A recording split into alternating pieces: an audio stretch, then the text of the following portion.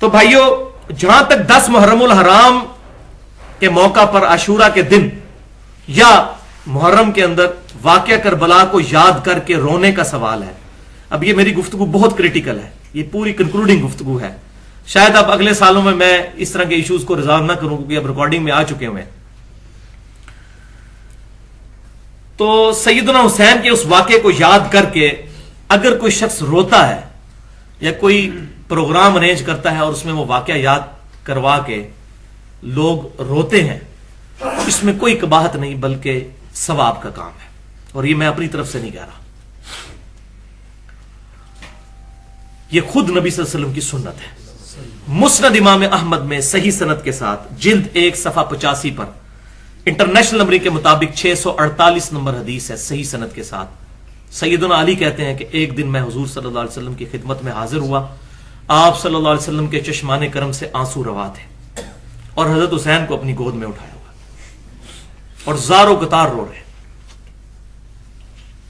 تو سیدنا علی کہتے ہیں کہ میں نے عرض کیا اللہ کے رسول صلی اللہ علیہ وسلم، میرے ماں باپ آپ پر قربان، آپ کو کس نے غمناک کر دیا؟ اور تو آپ صلی اللہ علیہ وسلم نے فرمایا کہ ابھی ابھی جبرائیل علیہ السلام میرے پاس آئے تھے اور مجھے انہوں نے کہا کہ آپ اس بچے سے اتنا پیار کر رہے ہیں اور آپ کی امت اس کو فرات کے کنارے شہید کر دے گی. تو میں اپنے جذبات پر قابو نہ رکھ سکا اور میری آنکھوں سے آنسو جاری ہو گئے. تو واقعہ کربلا بھی ہوا نہیں اور نبی صلی اللہ علیہ وسلم کی مبارک چشمان کرم سے آنسو جاری ہوئے. اور یہ صرف اس واقعے کے وقت نہیں ہوئے، اس واقعے کے بعد بھی.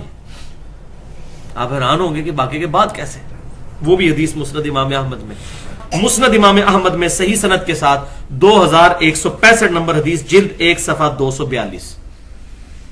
ابن عباس رضی اللہ تعالیٰ عنہ کہتے ہیں، اور اس حدیث نے میرا یہ سارے کا سارا معاملہ سیدھا کر دیا تھا، اور میں نے یہ اپنی نیت کر لی کہ میں نے فکر حسین کو زندہ کرنا ہے انشاءاللہ تعالی اس حدیث کے بعد. ابن عباس کہتے ہیں کہ نبی صلی اللہ علیہ وسلم ایک دن دوپہر کے وقت خواب میں مجھے ملے، بال بکھرے ہوئے، جسم پہ گرد لگی ہوئی، پرانگدہ حالت آپ صلی اللہ علیہ وسلم، پریشان، اور ہاتھ میں خون کی ایک شیشی اٹھائی ہوئی. تو ابن عباس کہتے ہیں میں نے کہا یا رسول اللہ صلی اللہ علیہ وسلم، میرے ماں باپ آپ پر قربان ہیں، یہ آپ کی کیا حالت ہے؟ اب یہ صحابی کا خواب ہے، وہابی کا، دیوبندی کا، بریلوی کا نہیں ہے. اور بخاری اور مسلم کی متفق علیہ حدیث ہے، جس نے مجھے خواب میں دیکھا اس نے مجھے کو دیکھا، میری شکل میں شیطان نہیں آ سکتا. تو صحابہ کرام تو کنفرم حضور کی شکل کو پہچانتے تھے. یا رسول اللہ میرے ماں باپ آپ پہ قربان، آپ کی کیا حالت ہو گئی ہے؟ حضور کی وفات کے 50 سال کے بعد یہ خواب دیکھ رہے ہیں ابن عباس. صحابی کا خواب ہے، وہابی کا نہیں ہے، یہ ذہن میں رکھیے گا. تو نبی صلی اللہ علیہ وسلم نے فرمایا کہ یہ حسین اور اس کے ساتھیوں کا خون ہے، میرے بچے حسین کو ان کے ساتھیوں کو شہید کر دیا گیا کربلا میں، اور میں صبح سے ان کا خون جمع کر رہا ہوں. وہ کہتے ہیں میں کانپ کے اٹھا، میں نے وہ دن اور تاریخ نوٹ کی، اور بعد میں ظاہر ہے کہ اس وقت نہ تو جیو تھا، نہ دنیا ٹی وی تھا، نہ انٹرنیٹ موبائل تھا. بہت عرصے بعد خبر پہنچی کہ اسی دن 61 ہجری میں 10 محرم الحرام کے دن اسی وقت سیدنا حسین کو شہید کیا گیا تھا. کہتے ہیں میں نے یاد رکھا وہ دن، اور وہی دن تھا. تو اس میں یہ بات آئی کہ آپ صلی اللہ علیہ وسلم نے فرمایا کہ میں صبح سے ان کا خون جمع کر رہا ہوں. اس کا یہ مطلب نہ کوئی لے کے آپ صلی اللہ علیہ وسلم واقعہ کربلا میں آئے ہوئے تھے، یہ تمثیل ہے. جیسے صحیح بخاری میں آتا ہے کہ آپ صلی اللہ علیہ وسلم نے غزوہ احد سے پہلے ایک خواب دیکھا تھا کہ ان کے سامنے گائے ذبح ہو رہی ہے. تو آپ صلی اللہ علیہ وسلم فرمایا میں نے اس کی تعبیر یہ کی ہے کہ میرے صحابہ شہید ہوں گے اس جنگ میں. پہلے ہی پتہ چل گیا آپ صلی اللہ علیہ وسلم کو اللہ تعالیٰ کی طرف سے. تو اب گائے اور صحابہ کا کیا تعلق ہے؟ آپ کو کہ جی گائے تو وہ ہندوؤں کے نزدیک معتبر ہوتی ہے. تو یہ خواب کے معاملات بالکل ڈیفرنٹ ہوتے ہیں، یہ ایک تمثیل ہوتی ہے. اللہ تعالیٰ اس بات پر قادر ہے عالم ارواح میں نبی صلی اللہ علیہ وسلم پر جو چاہے منکشف کر دے. جیسے کتنے ہمارے بریلوی دیوبندی اور خصوصاً اہل حدیث بھائی تو یہ روایت بہت بیان کرتے ہیں کہ نبی صلی اللہ علیہ وسلم کئی محدثین کو خواب میں آئے ہیں اور فرمایا کہ تم میری کتاب کیوں نہیں پڑھتے صحیح بخاری. تو صحیح بخاری کیا حضور کے زمانے میں لکھی گئی تھی؟ آپ کی وفات کے 210 سال بعد لکھی گئی ہے. تو آپ صلی اللہ علیہ وسلم کو عالم ارواح میں اللہ تعالیٰ نے بتا دیا ہے کہ آپ کے ایک جانثار امتی نے اتنی بڑی خدمت کی ہے حدیث کی، اللہ چاہے تو مطلع کر سکتا، لیکن یہ کہنا کہ نبی صلی اللہ علیہ وسلم اپنی قبر مبارک میں یا عالم ارواح میں ہر چیز کو ہر وقت دیکھ رہے ہیں، یہ عقیدہ جو ہے یہ غلط ہے، یہ ایگزیجریشن ہے دین میں۔ جو چاہے اللہ دکھا سکتا ہے، یہ ہمیں رپورٹ ہو گیا تو یہ دکھایا گیا، تو آپ صلی اللہ علیہ وسلم اتنے پریشان۔ تو میں بتا رہا ہوں واقعہ کربلا سے پہلے بھی آپ صلی اللہ علیہ وسلم کی حالت، واقعہ کربلا کے بعد بھی۔ لہٰذا اگر کوئی اس طرح کی کوئی مجلس کر لیتا ہے تو ہم اس کو کوئی بدعت نہیں کہتے، کوئی گناہ نہیں کہتے، انتظامی معاملہ ہے۔ اور ائمہ اہل بیت علیہم السلام رضی اللہ عنہم اجمعین رحمہم اللہ اجمعین سے سوائے اس طرح کی مجلس کرنے کے اور کوئی چیز ثابت نہیں ہے۔ محرم میں وہ پروگرام اس طرح کے کرتے تھے، کوئی ماتم نہیں ہوتا تھا، کوئی زنجیر زنی نہیں ہوتی تھی، کوئی کوئلوں پر ماتم نہیں ہوتا تھا، کوئی سینہ کو بھی نہیں ہوتی تھی، کوئی چہرے کو نہیں پیٹا جاتا تھا۔ یہ مجلس ہے، اور یہ میں چیلنج کرتا ہوں اس ویڈیو کی وساطت سے کہ اہل سنت اور اہل تشیع دونوں مجھے ایک اپنے اصول محدثین پر صحیح سند ائمہ اہل بیت علیہم السلام سے دکھا دیں کہ انہوں نے کبھی یہ والے کام کیے ہیں جو خرافات آج عام ہو چکی۔ یہ علیہم السلام سے پریشان نہیں ہو جانا، علیہم السلام کہنا جائز ہے۔ صحیح بخاری میں امام بخاری رحمۃ اللہ علیہ جب وہ حدیث لے کر آئے ہیں کہ سیدنا حسین کا سر اقدس عبید اللہ ابن زیاد کے سامنے لا کر کٹا ہوا سر رکھا گیا، اس میں امام بخاری نے حضرت حسین کے ساتھ لکھا ہے علیہ السلام، حضرت فاطمہ کے ساتھ علیہ السلام۔ یہ جائز، ہم نماز میں بھی کہتے ہیں السلام علینا وعلی عباد اللہ الصالحین، ہم پر بھی سلام ہو، سارے نیک بندوں پر سلام ہو، ایک دوسرے کو بھی السلام علیکم۔ اور یار مردوں کو کہتے ہو السلام علیکم یا اہل القبور علیہ السلام، یہ تو فرقہ واریت کی لعنت ہے کہ یہ ناجائز ہے، اور یہ اس طرح نہیں ہے۔ رضی اللہ تعالیٰ عنہ کسی کو بھی کہہ سکتے ہیں، اللہ اس سے راضی ہو، لیکن اللہ اس سے راضی ہوا صرف صحابہ ہو، کسی کو بھی دعا کر سکتے۔ امام مسلم کے شاگرد نے جب مسلم شریف شروع کی ہے تو انہوں نے کہا امام مسلم رضی اللہ تعالیٰ عنہ۔ امام شافعی رحمۃ اللہ علیہ نے کتاب الام میں امام ابو حنیفہ رحمۃ اللہ علیہ کو لکھا ہے ابو حنیفہ رضی اللہ تعالیٰ عنہ۔ جائز ہے، کوئی مسئلہ نہیں، یہ میں کلیئر پہلے بھی کافی دفعہ کر چکا ہوں، لیکن بعض کا کوئی ایک ٹکڑا پکڑ کے نا تو چڑھا دیتے نیٹ پہ، دیکھو علی کس قسم کی باتیں کر رہے ہیں، تو میں اس لیے ساتھ ساتھ کلیئر کر رہا ہوں یہ باتیں۔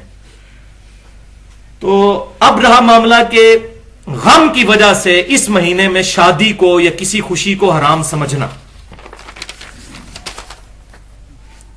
تو بھائیو یہ میرا چیلنج ہے اہل سنت اور اہل تشیع دونوں کو کہ کوئی ایک اپنے اصول محدثین پر روایت بتائیں کہ نبی صلی اللہ علیہ وسلم نے اس مہینے میں خوشی کرنے کو حرام کہا ہو، شادی کرنے کو حرام کہا ہو۔ لیکن لیکن لیکن تیار ہو جو، تین لیکن کے بعد کیا ہوتا ہے؟ اگر کوئی شخص محرم میں خوشی کرنے کو حرام نہ سمجھے لیکن اپنے دل میں غم کی وجہ سے کوئی خوشی کا ایونٹ نہ کرنا چاہے تو بالکل جائز ہے اور حدیث سے ثابت ہے۔ کوئی کہتا نہیں میرا دل نہیں مانتا، میرے نبی کی اولاد قتل ہوئی ہے، 18 بندے سمیت حضرت حسین کے اور 54 اور مظلومانہ شہید ہوئے ہیں، میرا دل نہیں مانتا کہ میں محرم کے اندر اپنی شادی کروں یا کوئی اور ایکٹیویٹی کروں، لیکن میں اس کو حرام نہیں کہتا۔ حرام کہے گا تو پکڑا جائے گا، بدعتی ہو جائے گا، کیونکہ شریعت میں حلال اور حرام کے لیے واضح دلیل چاہیے۔ نبی صلی اللہ علیہ وسلم نے شہد اپنے اوپر حرام کیا تھا سورہ تحریم میں، تو اللہ تعالیٰ نے منع فرمایا کہ حرام کیوں کرتے ہیں؟ اگر حضور ویسے کہتے ہیں نا میں نے نہیں شہد استعمال کرنا، ٹھیک ہے، بخاری مسلم میں موجود ہے، آپ صلی اللہ علیہ وسلم کے سامنے گوہ کا گوشت لا کر رکھا گیا، صحابہ کرام سے آپ نے کہا کہ یہ میرے علاقے کی غذا نہیں، میں نہیں کھاتا لیکن تمہیں منع نہیں کرتا، تو آپ نے نہیں کھائی، صحابہ نے سامنے کھائی، آپ نے پسند نہیں فرمایا اس کو۔ تو یہ پسند ناپسند ذاتی ہو سکتی ہے، لیکن آپ نے یہ نہیں کہا کہ میں اپنے اوپر حرام کرتا ہوں گوشت۔ یہ فرق ذرا سمجھیے گا، یہ میں مولویوں والے جو بریک مسئلے ہیں وہ کلیئر کر رہا ہوں تاکہ بعد میں کوئی بیچ میں سے یہ نا چھوٹی چھوٹی باتیں نکال کے تو فتویٰ بازی نہ کرے۔ یہ انشاءاللہ تعالیٰ یہ ایسی ایسی پھکیاں ہیں اور ایسے لاجیکل جواب ہیں کہ انشاءاللہ یہ تمام وسوسے سیٹل ہوتے چلے جائیں گے۔ تو میں نے یہ 3 لیکن کے بعد بولا کہ اگر کوئی اپنے لیے سمجھتا ہے کہ میں یہ نہیں کرتا، حرام نہ سمجھے، صرف کہ میرا دل نہیں مانتا۔ کئی لوگ ہیں جن کا جوان بچہ اگر عید والے دن فوت ہوا ہے 3-4 عیدیں تو ان کو ہوش ہی نہیں آتی اور وہ نئے کپڑے بھی نہیں سلواتے، تو آپ ان کو آپ حرام کا فتویٰ لگائیں گے؟ ان کا ذاتی غم ہے۔ ہاں اگر وہ اس کی دعوت ہے کہ تم بھی کرو، تم شادی نہ کرو محرم میں، یہ حرام ہے، یہ بات غلط ہے، اپنے اوپر اپلائی کریں۔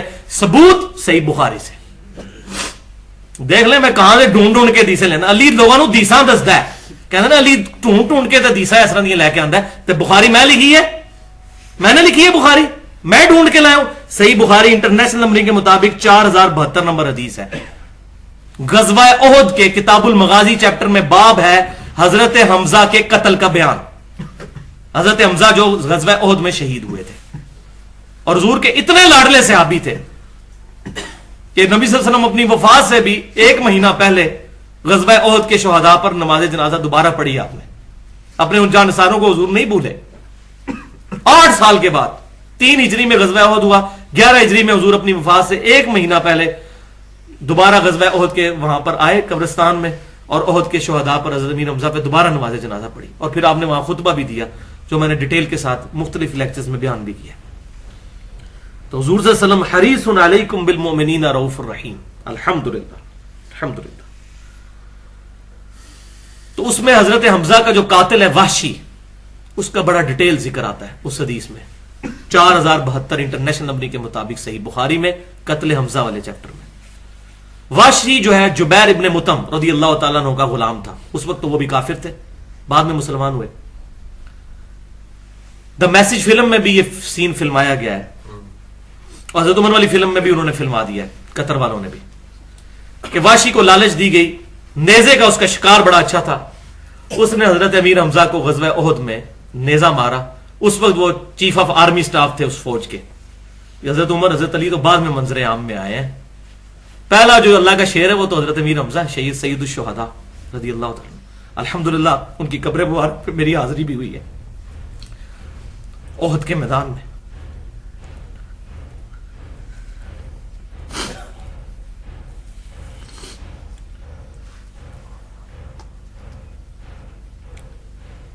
تو وحشی نے حضرت حمزہ کو شہید کیا. تو جب اسلام مکہ فتح ہو گیا تو وحشی بھاگ کے طائف چلا گیا. طائف میں بنو ثقیف رہتے تھے, اور حضور نے دعا فرمائی تھی صحیح مسلم میں کہ مجھے امید ہے ان کی نسلوں میں ایسے لوگ پیدا ہوں گے. اور دیکھ لیں بنو ثقیف سے ہی عبید اللہ جو مختار ثقفی بھی بنو ثقیف سے ہے, اور محمد بن قاسم بھی بنو ثقیف سے ہے. اسلام پہنچ گیا وہاں تک. اور حجاج ابن یوسف بھی ہے, وہ حضور نے کہا تھا ظالم شخص بھی پیدا ہوگا. تو جب وہاں پہ اسلام پہنچا تو وحشی پھر اب سوچنے لگا میں کہاں بھاگ کر جاؤں. تو اس نے لوگوں سے بات کی کہ حضور سے میری سفارش کریں, میں اسلام قبول کرنے کے, ڈر کے اسلام قبول کیا, ڈر کے. لیکن رضی اللہ تعالیٰ عنہ, ہم رافضی نہیں ہیں, ہم ان کی جوتیوں کے خاک کے برابر بھی نہیں. حضرت وحشی کے حبشی تھے. حضور صلی اللہ علیہ وسلم کے سامنے جو ہے سفارش کر کے پیش کیا گیا. یہ پوری میں کوئی سٹوری نہیں سنا رہا, یہ بخاری کی حدیث ہے, پوری چل رہی ہے 4072. حضور صلی اللہ علیہ وسلم نے کہا کہ وحشی تیرا اسلام قبول, لیکن ایک کام کر, تو مجھے اپنی شکل نہ دکھایا کر, مجھے اپنا چچا یاد آتا ہے. یار صحابی, اور حضور کہہ رہے ہیں مجھے شکل نہیں اپنی دکھانی. وہ نبی جو اپنے امتیوں سے اتنی محبت کرتا ہے, لیکن چچا کا غم اتنا تازہ ہے کہ کہہ رہے ہیں کہ تو نے آندہ مجھے اپنی شکل نہیں دکھا دی. ٹھیک ہے تیرا اسلام قبول, لیکن میرے سامنے نہ آیا کر.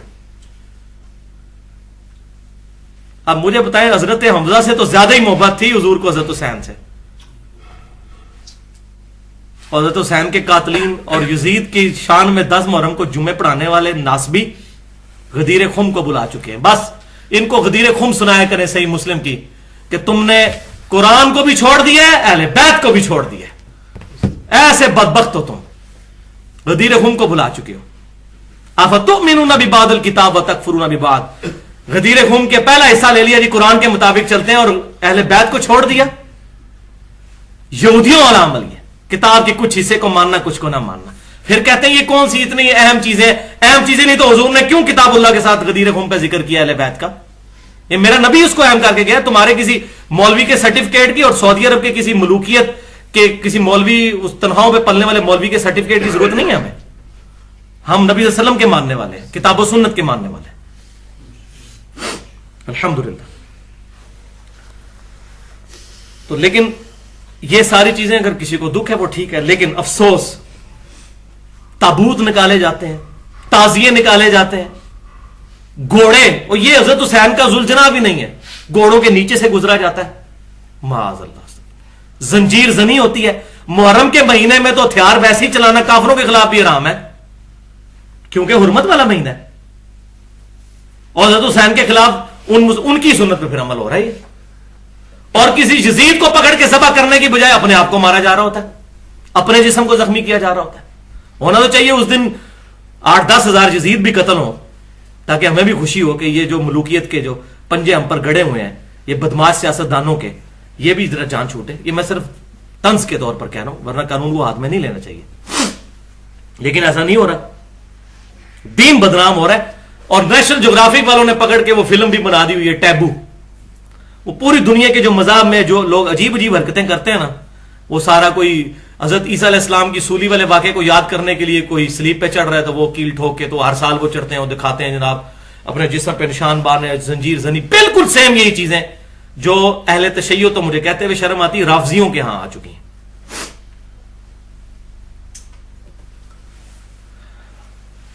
شرم کا مقام ہے, اسلام کی بدنامی ہو رہی پوری دنیا میں. اور میں نے گستاخانہ فلم والے لیکچر میں بھی کہا تھا, مسئلہ نمبر 49 والا, کہ ایک شیعہ عالم نے ٹی وی پہ آ کے یہ بات کہی تھی کہ یہ جو مسلمان توڑ پھوڑ کر رہے ہیں اور اپنی جائیداد کو نقصان پہنچا رہے ہیں, غیر مسلمانوں کو کیا امیج جاتا ہے کہ مسلمان کس قسم کے لوگ ہیں. تو میں نے اس میں جملہ ایڈ کیا تھا, بالکل آپ نے صحیح کہا, جب آپ اپنے آپ کو چھریاں مار رہے ہوتے ہیں اس وقت غیر مسلموں کو کیا امیج جاتا ہے. اور کوئلوں پر ماتم, کوئلے تو کربلا میں ہی کوئی نہیں تھے, کوئلوں پر ماتم کر رہے ہوتے ہیں, اس وقت غیر مسلموں کو کیا امیج جاتا ہے کہ یہ اسلام ہے. کتنا غلط امیج جاتا ہے. اور واقعہ کربلا کی وہ جو میں نے شروع سے ایک جملہ بولتا آ رہا ہوں کہ سنیوں اور شیعوں دونوں نے بیڑا غرق کیا ہے واقعہ کربلا کی حرمت کا. اس سے جو سبق سیکھنا چاہیے تھا دونوں نے نہیں سیکھا. اس کا رخ ہی بالکل جو ہے وہ بدل کے, اور یہ سارا کا سارا وہ روٹی کا چکر ہے. مسئلہ نمبر 51, رزق حرام. یہاں میں یہ 3 حدیثیں آپ کو بیان کر دوں, بہت کریٹیکل ہیں. پہلی حدیث صحیح بخاری اور مسلم کی متفق علیہ حدیث ہے, دونوں کتابوں میں. نبی صلی اللہ علیہ وسلم نے فرمایا, جس نے رخساروں کو پیٹا, گریبان کو پھاڑا اور جاہلیت کی سی پکار پکاری, وہ ہم میں سے ہے ہی نہیں ہے. ولیعوذ باللہ. دوسری حدیث بھی بخاری اور مسلم کی متفق علیہ حدیث. رسول اللہ صلی اللہ علیہ وسلم کے بارے میں صحابی کہتے ہیں کہ آپ صلی اللہ علیہ وسلم مصیبت کے وقت چلانے والی عورتوں اور گریبان چاک کرنے والی عورتوں سے اعلان برات کر چکے ہوئے ہیں کہ میرا کوئی تعلق نہیں ایسوں کے ساتھ.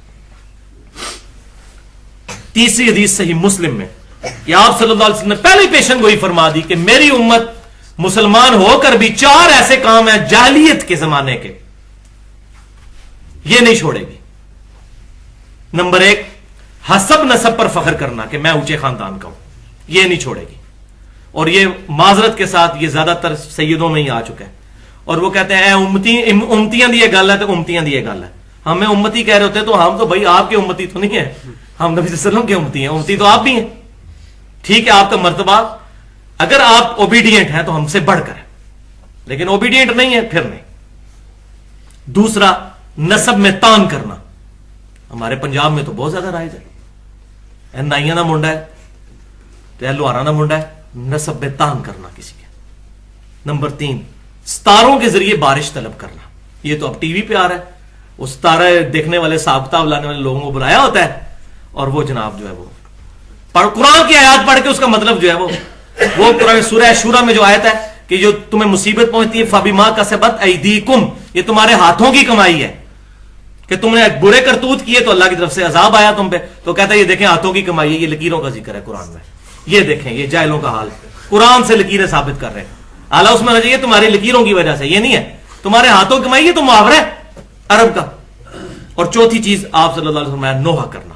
یہ 4 جاہلیت کے کام میری امت کبھی نہیں چھوڑے گی. اور فرمایا نوحہ کرنے والی عورت, اسی صحیح مسلم کی حدیث میں, اگر توبہ کے بغیر مر گئی تو قیامت والے دن گندک کی قمیض اور خارش کی چادر اس پر ڈال دی جائے گی. ولیعوذ باللہ تعالی. اور یہ نہ سمجھیے گا کہ یہ صرف سنیوں کے ہاں حدیثیں ہیں, اہل تشیع کے ہاں اس سے بھی سخت حدیثیں ہیں. ابھی ٹائم نہیں ورنہ میں وہ بیان کر دیتا. وہاں تو تقریباً یہ ماتم اور یہ تمام کرنا کفر کے قریب ہے. اہل سنت کی سے زیادہ سخت حدیثیں اہل تشیع کے ہاں ملتی ہیں ماتم اور ان چیزوں کے خلاف. لیکن مسئلہ وہی ہے کہ سنی 95% بخاری اور مسلم کے طریقے پہ نماز نہیں پڑھ رہے, سوائے چند بچارے اہل حدیثوں کے 95% نہیں پڑھ رہے. تو کیونکہ بخاری مسلم پڑھی نہیں ہوئی انہوں نے. اسی طریقے سے اہل تشیع کے ہاں بھی انہوں نے اپنی کتابیں پڑھی کوئی نہیں ہوئی ہے. یہ تو ایران کی ریولیوشن کے بعد آپ کچھ ترجمے کتابوں کے ہونے شروع ہیں، ورنہ تو ان میں تو زیادہ یہ جو بات مشہور ہے کہ قرآن حدیث ڈائریکٹ نہ پڑھو گمراہ ہو جاؤ گے، اہل تشیع کے ہاں تو قرآن پڑھنے کی اجازت ہی نہیں ہے ترجمے کے ساتھ. اس طرح بین کیا ہے مولوی نے قرآن کو، ادھر بھی کیا ہوا ہے. وَلِعَوْذُ بِاللَّهِ تَعَالَى.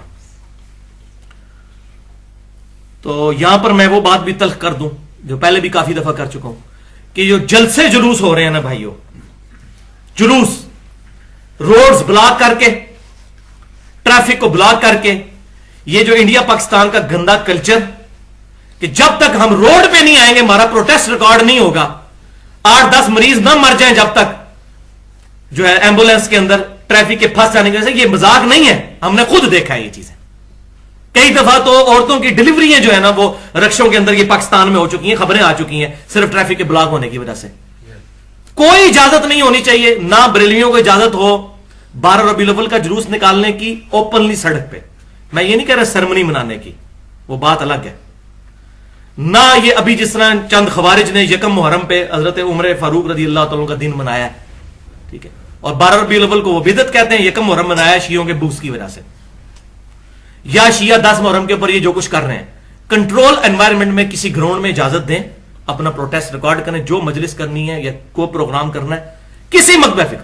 اہل حدیثوں کو بھی کوئی اجازت نہ دی جائے کہ یہ جو ہے وہ حرمت رسول ریلیاں اور یہ جو یکجہتی کشمیر ریلیاں یہ جو گورنمنٹ نکلواتی ہے ایجنسیوں کے لوگ یہ کہ آپ نکالیں، یہ کام بالکل اجازت نہیں ہونی چاہیے. سڑکوں پہ کسی کو یہ تماشا کرنے کی کوئی اجازت نہیں ہونی چاہیے. کنٹرول انوائرمنٹ میں بھائی خود کا حملہ آور جو ہے وہ حملہ کرے گا، فوجی مار جاتا ہے تو اس کی تو نسلیں سنور جاتی ہیں، نسلیں، اتنا پیسہ ملتا ہے. لیکن عام آدمی جب سڑک پہ مرتا ہے نا اس کے بچے بھوکے مر جاتے ہیں، ایک کمانے والا ہوتا ہے. تو فوجیوں کو تو پھر بھی پیسے مل جانے ہیں مرنے کے، مویا 1.25 لاکھ دا جس کو کہتے ہیں، زندہ لاکھ دا تے مویا 1.25 لاکھ. آپ کو کسی نے کچھ نہیں دینا، غریب عوام مر رہی ہے اور وہ دشمن ان چیزوں سے فائدہ اٹھا رہا ہے. کوئی اجازت نہیں ہونی چاہیے. اور یہ کوئی اسلام کی طرف سے obligation تو ہے نہیں کہ آپ نے ضروری ہے جلسے جلوس کرنے ہیں، یہ آپ نے خود سے چیزیں ایڈ کی ہیں. تو اس طرح کی جو ایکٹیویٹیز میں ان کو بدعت نہیں کہتا، بدعت نہیں کہتا، میں زیادہ کہتا ہوں ثابت نہیں ہے. اور میں خود کرنے کا اس طریقے سے مینج فارم میں قائل نہیں ہوں. ہاں کوئی اس طریقے سے کبھی کبھار اس طرح کے موقع کے اوپر کتاب و سنت کی لوگوں کو تعلیم دے، صحیح انٹینٹ، وہ تو جائز ہے. یہ اجتہادی مسئلہ ہے، فتویٰ بازی ہم کسی پر نہیں کرتے.